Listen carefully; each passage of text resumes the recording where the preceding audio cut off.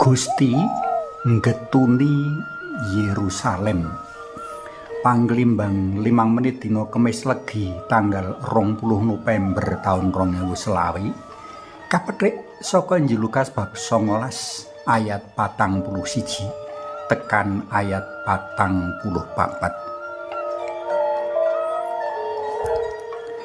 Para tresna pelem kinasih, Gusti Yesus mono temen-temen Allah nanging uga temen-temen manungsa. Ing basa dhuwur utawa teologine sinebut homoousios. Minangka manungsa, panjenengane uga kanggonan rasa luwi, ngantuk, ngelak, lara, bungah lan susah. Prastawa ing wawasan dina iki nuduhake perangan kamanungsan dalem mau. Gusti getun lan muwun. Panjenengane nggetuni Yerusalem. Pitakonane yaiku geneo Gusti Yesus nggetuni Yerusalem.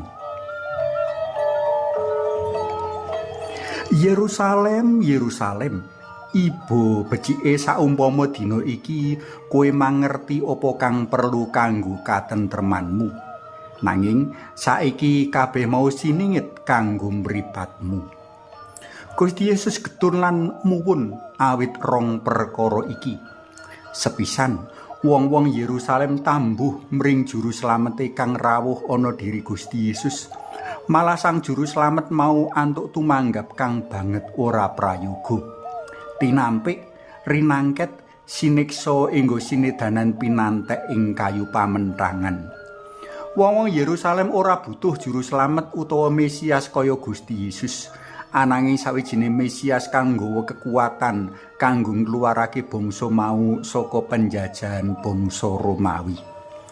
Gusti Yesus kang rawuh ngudal-udal kadurjanane wong-wong Yerusalem amrih padha martobat lan slamet ing alam kalanggengan tembe katampik. Kapindho, marga kang nggawa warta kaslametan katampik, wong-wong Yerusalem tetep padha nindakake laku durjanani. Ing Yerusalem kang katone kukuh santosa kinupengan beteng kandel, sumimpen kadurjanan kang banget nggegirisi. Nabi Yeskiel ing wecane bab 22 ayat 3 tekan 13 nyatet kadurjanan mau arupa korupsi, panindesan, laku deksio, sarta seneng gawe raja pati. Korupsi lan panindesan ora amung katindakake dening warga wantah, ananging para panggedhene uga. Laku